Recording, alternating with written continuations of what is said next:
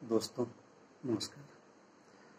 Corona संकट ने सबसे अधिक यदि किसी पर संकट डाला है तो वो है हमारी श्रम संस्कृति। श्रम संस्कृति बेहद ही संकट में है और जो श्रमजीवी हैं वो बहुत ही बेदर्द तरीके से जीवन जी रहे हैं और कई मौत के गाल में भी समा जा रहे हैं। तो ये श्रम संस्कृति पर बहुत बड़ा संकट है।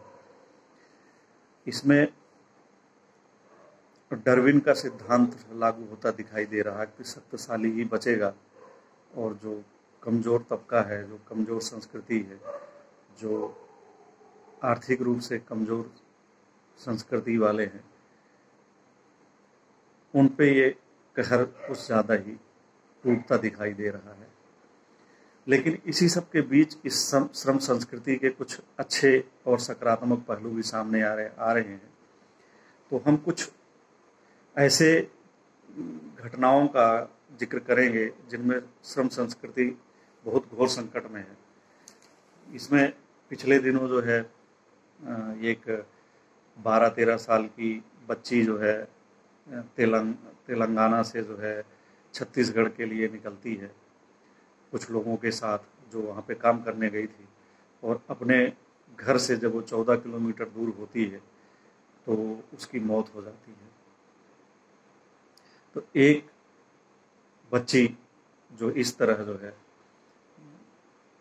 भूख और अपनी ज़मीन से दूर मौत तोड़ देती है। इसी तरह के बहुत सारे किस्से हैं। बहुत सारे श्रमिक लोग जो है जगह जगह फंसे हुए हैं विभिन्न शहरों में, जिन्होंने अपने श्रम संस्कृति से इस देश को समृद्ध किया है, अर्थव्यवस्था को मजबूत किया है। आज जो संकट में है और उनको जो है खाने पीने रहने की समस्याओं से जूझना पड़ रहा है। बहुत सारे लोगों के फ़ोन आते हैं और उनकी दर्द भरी कहानियाँ भी सामने होती हैं। मीडिया रिपोर्टों में बहुत सारे ऐसे हैं, कहानियाँ हैं जो दिल को दहला देने वाली हैं कि 5-6 दिन से जो है रोटी नहीं मिलती है और परिवार भूखा रहता है।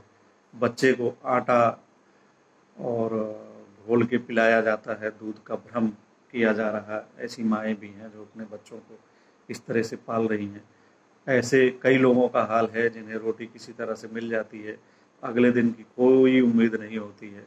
ऐसे लोग उस बचे हुए में से रोटी को सुखा लेते हैं और जो है फिर उसको अगले दिन जो है पानी से खाते हैं, खाने के लिए दाल तक नहीं मिल रही है। तो ऐसे ही तमाम चीज़ें हैं। एक इलाहाबाद के कंजासा गांव में एक ऐसा ही परिवार है जिसका मुखिया जो है काम धाम छूट जाने से जो है बीमार हो गया है और अब उसके जो है बच्चे जो है खाने के लिए जो है तड़प रहे हैं। हालांकि किसी संगठन ने उनको अब जाके मदद की है, लेकिन ये बहुत भारी संकट में रहे।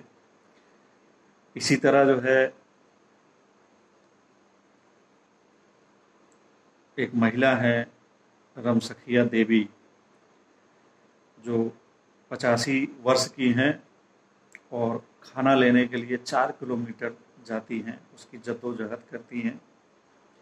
चिलचिलाती धूप में रोज 3-4 किलोमीटर पैदल चलती हैं।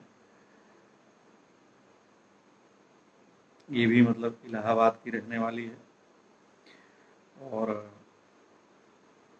नई दिल्ली के हैं मोहम्मद अफाक, जो है गाजियाबाद कोसंबी में रहते हैं। कूड़ा बिन के किसी तरह से निर्वाह करते थे, लेकिन अब वो कूड़ा कबाड़ जो है मिलना बंद हो गया है, बिन नहीं पा रहे हैं और इनको राशन पानी नहीं मिल रहा है, तो ये भी समस्या में है। ठेला चलाकर परिवार चलाने वाले जो है पटना के रहने वाले हैं, यमुना विहार कॉलोनी के संदीप कुमार ठेला चला के जो है परिवार पालते थे। तो आजकल इनका ठेला नहीं चल रहा है, इनको भी खाने पीने की काफ़ी दिक्कतें हो रही हैं। हालांकि अब जाके कुछ संस्थाओं ने इनका जो है किया है। इनकी पत्नी जो है इनके बच्ची को आटा घोल के जो है पिलाती खिलाती रही है। और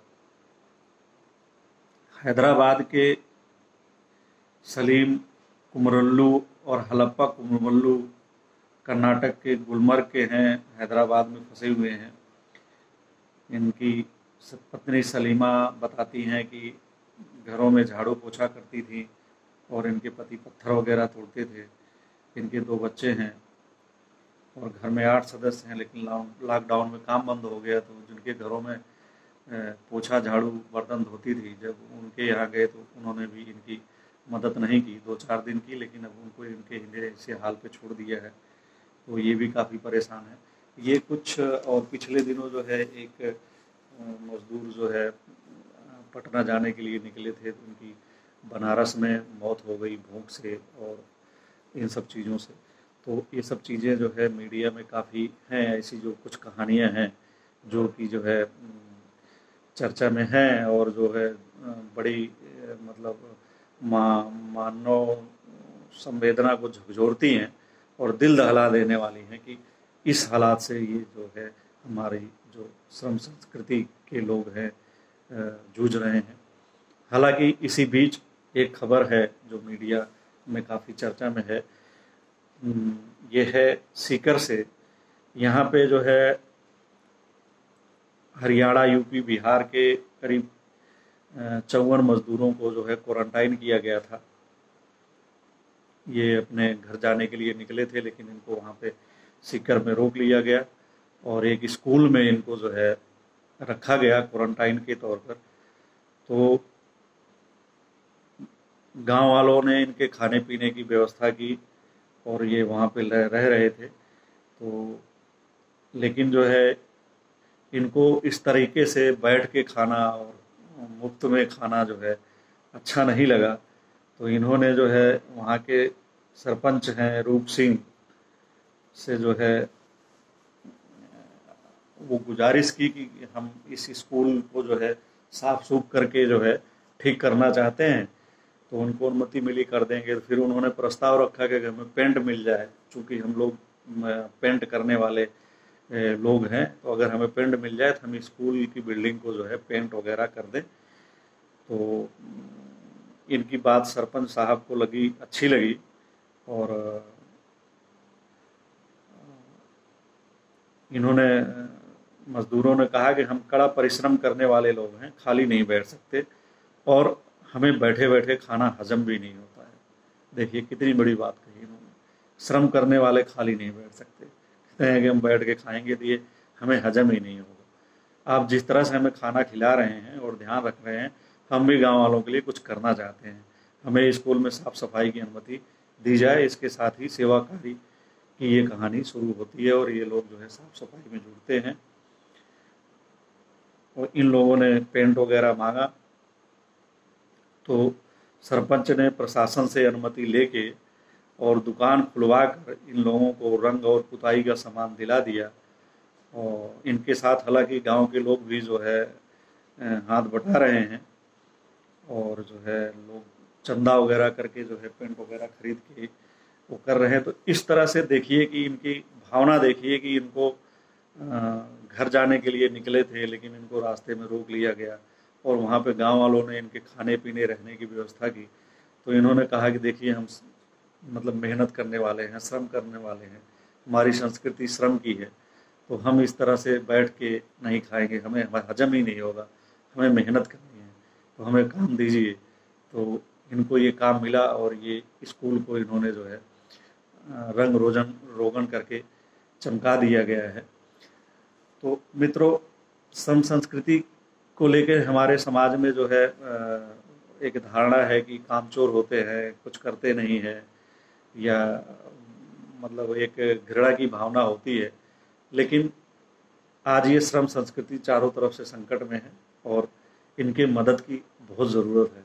और ये लोग बड़े अच्छे और नेक इंसान होते हैं, वक्त के मारे होते हैं, आर्थिक रूप से कमज़ोर होते हैं, इसलिए जो है चूँकि बहुत आमदनी नहीं होती है तो साफ़ सफाई नहीं कर पाते हैं, अच्छे कपड़े भी नहीं पहन पाते हैं, पसीना बहाते हैं तो पसीने की बदबू इनके शरीर से, इनके कपड़ों से निकलती रहती है वो साफ सफाई पसंद लोगों को वो बदबू जो है पसंद नहीं आती है, उसमें से बदबू आएगी। लेकिन अगर इन्हें भी सही और उपयुक्त जो है मजदूरी मिले और इनकी आमदनी हो, तो ये भी साफ सुथरे रहें, अच्छे कपड़े पहने, कपड़े धोएं, साबुन से नहाएं, शैम्पू करें, क्रीम पाउडर सारा सभी भी इस्तेमाल करें, अगर ये उसको उन पर खर्च कर पाने के लिए मजदूरी पाएँ। लेकिन हालत ये होती है कि वैसी उतनी मजदूरी मिल नहीं पाती है और इनका पूरा जुगाड़ जो है पूरी ज़िंदगी इसी में बीत जाती है कि 2 रोटी सुबह शाम मिलती रहे, दाल रोटी के जुगाड़ में ही पूरी ज़िंदगी निकल जाती है। यहाँ तक कि बच्चों को पढ़ाई लिखाई और उसका ध्यान भी नहीं दे पाते, और इन पे अगर बीमारी आ जाए, किसी न किसी खास्ता अगर ये बीमार पड़ जाए, तो इलाज की भी समुचित व्यवस्था नहीं हो पाती है, क्योंकि हमारे देश में जो हेल्थ सिस्टम है उसकी भी दयनीय हालत है और उसकी कमजोरी का जो नुकसान होता है ये हमारा श्रमिक वर्ग उठाता है, जो इस तरह जो है श्रमिक संस्कृति जो है मार झेलती रहती है। और कोरोना काल के इस संकट में ये संस्कृति बेहद ही संकट में है और ऐसे लोगों की मदद की अच्छी दरकार है। और उम्मीद करते हैं कि जो है इंसानियत बचाने के लिए लोग आगे आएंगे और इनकी मदद करेंगे। धन्यवाद दोस्तों, नमस्कार।